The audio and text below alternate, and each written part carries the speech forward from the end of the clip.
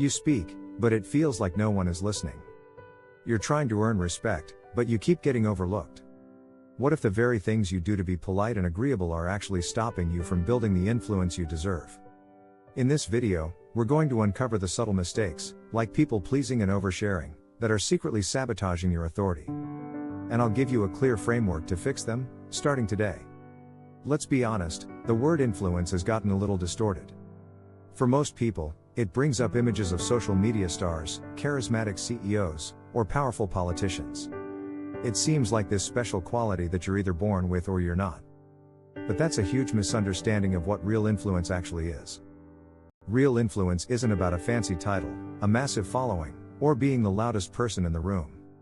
It's quieter, deeper, and way more powerful. Real influence is the ability to shape decisions, inspire action, and get people on board without having to pull rank. It's being the person whose opinion people seek out, whose feedback is valued, and whose lead others follow, not because they have to, but because they want to. It's about being heard in your everyday life, whether you're in a team meeting, a family discussion, or just talking with a friend. This kind of influence isn't built on one big, grand gesture. It's forged in the small, consistent, everyday behaviors that show you're competent, you have character, and you're reliable. It's the sum of what you do, not just what you say. Across decades of leadership and persuasion research, three pillars keep coming up as the foundation of genuine influence: competence, trust, and consistency. First, people have to believe you know what you're talking about. That's competence. Second, they have to believe you're honest and have their best interests at heart. That's trust.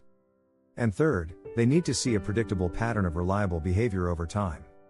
That's consistency.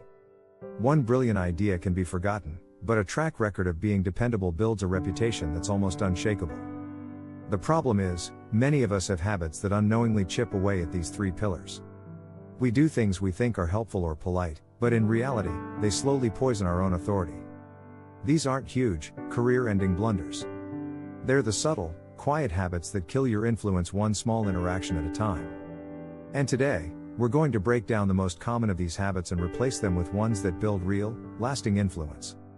Section 1, the first killer habit, people-pleasing. The first and probably the most damaging habit is people-pleasing. It often hides in plain sight, disguised as kindness, collaboration, or being a team player. You agree to a deadline you know is impossible.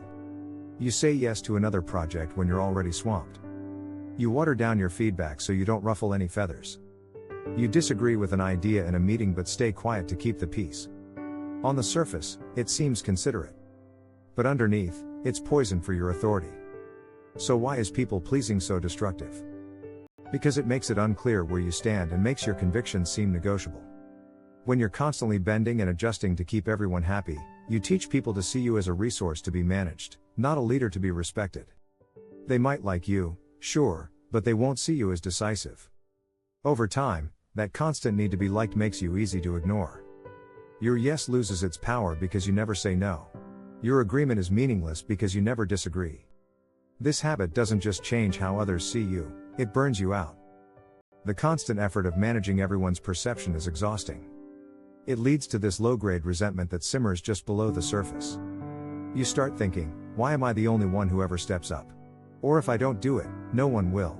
This frustration is the emotional tax of people-pleasing, and it drains the very energy you need to lead. In a strange twist, the one thing you do to create harmony ends up creating internal conflict and eroding the trust people have in you. So, why do we do it? For a lot of us, people-pleasing is a learned habit, often rooted in a deep fear of conflict, rejection, or letting people down. It can come from imposter syndrome, where you secretly feel like you don't belong and try to overcompensate by being the most helpful person in the room. You start to believe your value comes from how useful and agreeable you are. We think, if I'm helpful enough, if everyone likes me, then I'll be safe. I'll be accepted. It's a survival strategy that might have worked for us in the past, but it becomes a major handicap when leadership is required. How do you break the cycle? You don't have to become a jerk. The opposite of a people pleaser isn't an arrogant person, it's someone who is clear, grounded, and acts out of integrity, not insecurity. The alternative is respectful firmness. It's about trading the need for approval for a commitment to what's right and effective. Here's an actionable framework to shift from people pleasing to building real influence. First, learn to set clear boundaries. Boundaries aren't walls to keep people out, they're instructions for how to treat you. This starts with getting comfortable saying no. But it's about how you say it. A powerful technique is the no, but, or the yes, and approach. When someone asks you to take on something you don't have time for, instead of a reluctant yes, try, I can't get to that this week, but I can take a look next Tuesday. Or, you could say, yes, I can help with that, and to do it right, I'll need to deprioritize this other task. Which one is more important? This response shows you're engaged and responsible, not just compliant. It turns an automatic yes into a strategic conversation. Second, practice giving feedback that is both respectful and direct. People pleasers often soften their message so much that the point gets completely lost. They use phrases like, this is just my opinion, but, or maybe you could consider, which robs their words of authority. Instead, state your thoughts with confidence, tying them to shared goals. A great tool for this is the situation behavior impact model. Instead of saying, you were a little aggressive in that meeting, you say, in the client meeting this morning, situation, when you interrupted the client a few times, behavior, I saw them start to shut down and we lost some momentum, impact. This isn't an attack, it's a clear, factual observation that's hard to argue with. It's helpful, not just nice. Third, choose long-term trust over short-term approval. Getting a yes feels good in the moment. It's a quick hit of validation. But long-term trust is built through consistency, reliability, and sometimes, the discomfort of telling people what they need to hear, not what they want to hear. The next time you feel that pull to just agree, ask yourself, will this build lasting trust, or am I just looking for temporary approval? This simple question can be a compass, guiding you away from the easy yes and toward the more difficult, but far more influential, path of integrity. Building real influence often means being willing to be unpopular for a moment in service of a better outcome down the road. That's a trade-off true leaders are always willing to make. Section 2, the second killer habit, oversharing plans before they're ready. The second habit that silently kills influence feels completely counterintuitive. It's the habit of talking about your plans and goals before they're fully baked, before you have any results to show. We see it all the time. The aspiring entrepreneur who announces a revolutionary business idea before they've even bought the domain name. The person at work who tells everyone about the big promotion they're definitely going to get. The creator who shares a grand vision for their next project before writing a single word. We're often told that announcing our goals is a good way to create accountability. But some psychological research suggests a potential pitfall here. Studies, like those by researcher Peter Galvitsa, have found that when we announce our intentions to others, our brain can sometimes get a premature sense of completion. The praise and validation we get for the idea can give us a little dopamine hit that feels a lot like the satisfaction of actually doing the work. Researchers call this phenomenon social reality, where our mind mistakes talking about the goal with achieving the goal.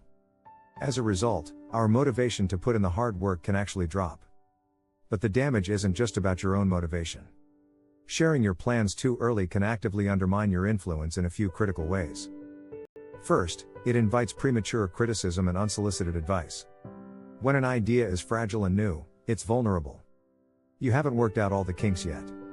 Exposing it to a wide audience at this stage is like putting a tiny seedling in the middle of a hurricane. Everyone will have an opinion, a suggestion, or a better way to do it. This flood of feedback can dilute your original vision and cause you to doubt yourself before you've even started. Second, you risk creating a reputation as a talker, not a doer. We all know someone who is always talking about the next big thing they're going to do, right? The first time, you're excited for them. The second time, you're hopeful.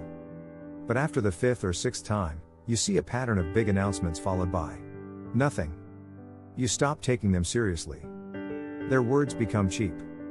They've built a track record of announcements, not accomplishments. Real influence is built on results. If your plans are always bigger than your progress, your credibility will suffer. Third, in any competitive environment, whether it's in business or your career, announcing your strategy before it's executed is just bad tactics. You're showing your hand to rivals and giving people a chance to poke holes in your plan before you've even reinforced it. You give up the element of surprise. Influence often comes not from broadcasting your next move, but from making your last move look like a stroke of genius. The solution isn't to become a secretive hermit. It's to practice strategic communication. It's about knowing who to talk to, when to talk to them, and how much to say. Here's a mantra to adopt: Influence grows when your results are seen before your plans are heard. Here's how to put that into practice. First, embrace the power of building in private. In the early phase of any project, your focus should be on action, not announcements. This is your incubation period. This is where you do the research, build the prototype, write the draft, or learn the skill. Your goal is to get one thing: traction. Traction is the undeniable proof that your idea has some merit. It's the first small win, the positive feedback from a trusted user, the working part of a bigger system. Traction is your shield. With it, your idea is no longer just a thought, it's backed by a small piece of reality. Second, swap public announcements for a private feedback circle. Instead of telling everyone your goal, pick a small, hand-picked group of people whose opinion you genuinely respect. This isn't your cheerleading squad, this is your personal board of directors. These are people who want you to succeed but aren't afraid to give you tough, honest feedback. Share your work in progress with them, not to get validation, but to find the flaws. This helps you refine your idea in a safe space before it faces the public. Third, shift your communication from intentions to outcomes. Instead of saying, "I'm going to start a podcast," go away for 3 months, record 5 episodes, and then come back and say, "I've launched a podcast. The first 5 episodes are live, and here's what it's about." Instead of telling your boss, "I plan to increase our team's efficiency," work quietly to test a new process, track the results, and then walk into their office and say, "I've been trying out a new workflow, and it's already cut our project turnaround time by 15%. I'd like to talk about rolling it out to the rest of the team." Talk about what you have done, not what you are going to do. This is one of the most powerful shifts you can make. It repositions you from a dreamer to an executor. And in the world of influence, it's the executors who get listened to. They've earned it, not with their words, but with their results. If you're finding this helpful and starting to see how these habits might be showing up in your own life, do me a quick favor and hit that like button. It tells YouTube this is a valuable conversation and helps get the message to more people who need to hear it. It's a small click that makes a big difference. Thanks, and let's get back to it. Section 3, the third killer habit, over-explaining yourself. The third habit that quietly chips away at your authority is the compulsion to over-explain. You see it with the manager who makes a simple decision and then spends the next 10 minutes justifying it, defending it from questions no one has even asked. You see it in the professional who makes a small mistake and then writes a 5-paragraph email detailing every single thing that led to the error. You see it in the person who can't just say no to a request, they feel like they have to offer a long, elaborate story to make their no valid. Like people-pleasing, over-explaining often comes from a good place. We want to be transparent. We want people to understand. We want to be seen as thoughtful. But in reality, over-explaining often has the opposite effect. Instead of projecting confidence, it signals deep insecurity. It weakens your message and subtly hands the power over to the other person, putting them in the position of a judge who needs to approve your reasoning. Think about the most confident and influential people you know. Do they ramble on? Do they get defensive? Do they feel the need to justify every choice they make? Rarely. They speak with clarity and economy. They state their position, give the necessary context, and then they stop talking. Their confidence isn't in the volume of their words, but in the weight of them. There's a real authority and restraint. The truth is, when you try too hard to force understanding by explaining more, you often create resistance and doubt. Over-explaining a decision can make it sound flimsy and negotiable. Over-explaining a mistake makes you sound defensive and focused on the why instead of being accountable and focused on the fix. And when you over-explain your no, you teach people that your boundaries are soft and open for debate. So why do we fall into this trap? Over-explaining is often a way to cope with anxiety. We're anxious about being misunderstood, judged, or seen in a negative light. We think that if we can just provide enough information, enough context, enough justification, we can control how the other person reacts. But that's a battle you can't win. It's a defensive move that shows you don't fully trust yourself or your own statement to stand on its own. The cure for over-explaining isn't to become blunt or uncommunicative. The cure is to practice the art of confident brevity. This means learning to make your point clearly and concisely, and then having the confidence to sit in the silence that follows. Here's your action plan to stop over-explaining and start communicating with authority. First, embrace the power of the declarative statement. This is key when you're making a decision or setting a boundary. Start by practicing with simple statements. Instead of, "Well, I've been thinking about it a lot," and with my workload being so high right now, and this other project taking up so much time, I just don't think I'll be able to help out. Just say, I won't be able to help with that. Or, my plate is full right now. Then stop. It will feel uncomfortable at first. That discomfort is the space you use to fill with nervous justifications. Your goal is to get comfortable in that silence. It's not empty space, it's the space where your authority is growing. Second, when you do need to explain, know the difference between justifying and informing. Justifying is defensive and all about you. Informing is objective and about the listener. An over-explainer might say, we're shifting our focus to the enterprise market. Because I was looking at the numbers and I got worried, and I talked to some people, and it seems like the consumer market is just too saturated, and I don't want us to fail. A confident leader states the decision, pauses, and then informs, we're shifting our focus to the enterprise market.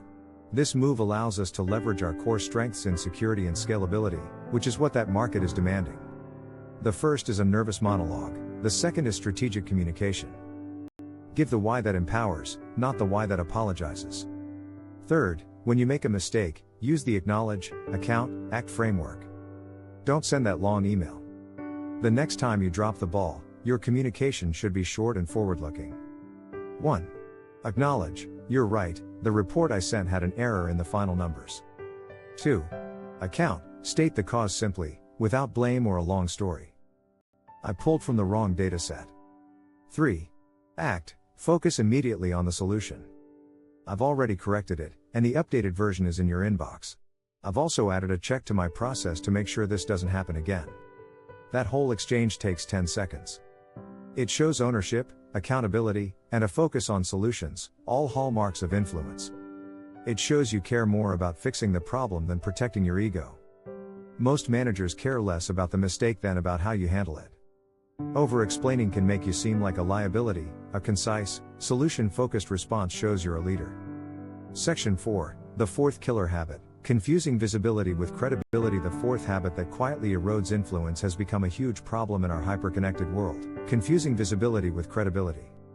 This is the person who has to speak up in every single meeting, not because they have something valuable to add, but because they feel they need to be heard. It's the professional who spends more time networking and self-promoting than actually honing their craft. It's the mistaken belief that being loud is the same as being respected, that being seen is the same as being valued. This impulse is understandable. We live in an attention economy. Visibility feels like currency. We're told to build a personal brand and put ourselves out there. And there's some truth to that, but a huge mistake happens when we chase attention for its own sake, disconnected from any real substance. When that happens, visibility doesn't build influence, it just creates noise. And eventually, people learn to tune out noise. The truth is, real influence is built on competence, not attention. Attention might get you noticed, but only competence will get you trusted. And without trust, you have no influence. Think about it, in a crisis, who do you turn to? The person who talks the most, or the person who knows the most? In your own company, who are the real centers of influence? Is it always the people with the big titles or huge social media followings? Or is it the quiet problem solvers, the ones who consistently deliver, the people you go to when you need to get something done right? Those are the people with credibility. Their influence isn't a performance, it's earned. It's a side effect of their value, not the result of a marketing campaign. Confusing visibility with credibility is dangerous because it makes you focus on the wrong things. You start measuring your worth in likes instead of skills. You optimize for being seen rather than for being effective. You spend your energy managing perceptions instead of creating tangible value. This might work for a little while. Charisma and self-promotion can carry you for a bit. But hollow influence is fragile. It shatters under pressure. The moment a real challenge hits, the person who only built a facade of visibility will be exposed. And once credibility is lost, it's incredibly hard to get back. So how do you escape this trap? You have to fundamentally shift your mindset. The goal isn't to be influential, the goal is to be effective. The goal isn't to seem credible, the goal is to be competent. Influence and credibility are the natural results of that focus. Here's how you can start building real credibility, not just shallow visibility. First, commit to mastery over marketing. Dedicate a massive chunk of your time and energy to becoming undeniably good at what you do. Go deeper in your field than anyone else. Read the books, take the courses, Find mentors. Become a craftsperson. In a world of loud generalists, the person with deep expertise has a kind of gravitational pull. Their competence speaks for itself. They don't need to shout about their value because their work is the proof. Their influence is quiet, powerful, and durable because it's based on something real. Second, adopt a show, don't tell approach to your value. Instead of telling people how innovative you are, lead a project that actually creates an innovative solution. Instead of calling yourself a great leader, build a high-performing team where people feel supported and do their best work. Let your results be your marketing department. When you have tangible outcomes to point to, you don't need buzzwords or self-promotion. You can just say, here's what we did, and here's the impact it had. That's the language of credibility. Third, when you do speak up, aim to be useful, not impressive. When you talk, have the goal of solving a problem, clarifying something complex, or moving the conversation forward. People trying to be impressive often use jargon and complicated language to signal how smart they are. People who are trying to be useful use simple, clear language to make sure they're understood. The first is about ego, the second is about impact. An impressive person might be admired from afar, but a useful person gets pulled into the inner circle. They become indispensable. That's the heart of influence. Stop chasing the spotlight and start building your skills. Stop talking about your value and start creating it. In the long run, what sustains influence isn't just visibility, it's value. And when you are a source of consistent, high-quality value, you won't have to worry about your influence. It will find you. Section 5, the fifth killer habit, inconsistency. The fifth habit, and maybe the most treacherous because it works so slowly, is inconsistency. This isn't about one big, dramatic failure. It's about a pattern of unreliability that, over time, slowly corrodes the bedrock of trust that all influence is built on. Inconsistency shows up in a lot of different ways. It's the leader whose mood sets the tone for the whole office, supportive one day, distant and critical the next. It's the teammate who does brilliant work for a week, then goes completely dark and misses the next deadline. It's the person whose opinion seems to change depending on who's in the room, agreeing with you in private but staying silent or even taking the other side in a public meeting. It's the manager who sets a clear rule but only enforces it sometimes. Each of these moments might seem small, maybe even forgivable. Oh, they're just having a bad day. They're just busy. They probably forgot. But the total effect is devastating. Inconsistency turns you into a question mark. People don't know what to expect. Will you follow through? Will your feedback be thoughtful or just a reaction? Will you stand by your decision, or will it change tomorrow?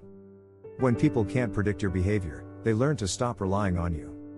They stop bringing you important information because they don't know how you'll react. They hesitate to give you critical tasks because they can't be sure they'll get done. They stop seeing you as a stable pillar and start seeing you as a risk to be managed. Sporadic brilliance can't make up for chronic unreliability. Why does this matter so much for influence? Because trust is built on predictability. Not the predictability of a robot, but the predictability of character. When people trust you, it means they're confident your future actions will line up with your past actions and your stated values. They believe your yes means yes and your no means no. They believe the person you are today is the same person you'll be tomorrow. Inconsistency shatters this. It tells people that your word is conditional, your commitments are flexible, and your principles are situational. The root of inconsistency is often a lack of personal discipline and systems. It can come from being overcommitted, which puts you in a constant state of firefighting where some promises have to be broken. It can come from being emotionally reactive, letting your feelings dictate your actions instead of your values. Or it can come from a simple lack of awareness, not realizing the deep impact these small, repeated failures have on your reputation. The antidote to inconsistency is to build a reputation for being relentlessly steady. Influence doesn't always go to the most brilliant or charismatic person. In the long run, it almost always flows to the most dependable. Here's your framework for building unwavering consistency. First, make your promises carefully and keep them ruthlessly. Before you commit to anything, a deadline, a project, a meeting, do a quick, honest check. Do I have the time? The resources? Does this fit my priorities? Learn to underpromise and overdeliver. It's so much better to promise something by Friday and deliver it on Thursday than to promise it by Wednesday and deliver on Friday. The first action builds trust, the second chips away at it. Treat your commitments, no matter how small, like sacred contracts. Your reputation is built one fulfilled promise at a time. Second, create systems to manage your emotional state. If you're a leader with unpredictable moods, you're creating a culture of fear. People will spend more energy trying to read you than doing their jobs. You have to find a way to separate your internal feelings from your external behavior. This doesn't mean being a robot. It means having professional discipline. Maybe it's a morning routine that grounds you, or practicing mindfulness so you can observe your emotions instead of being controlled by them. Your team needs your stability more than they need your spontaneity. Third, be consistent in your principles and communication. This means what you say in private should match what you say in public. If you have an issue with a project, you don't complain to your coworkers and then stay silent in the meeting. You bring your concerns to the right place in a constructive way. That's integrity. It means the rules you set apply to everyone, including you, and are enforced consistently. That's fairness. People need to know where you stand, and that your position won't shift with the political winds. This consistency of character is what makes people feel safe with you, and safety is the soil where trust grows. Start small. Pick one area where you know you're a bit inconsistent. Is it being on time? Following through on small favors? Your emotional reactions?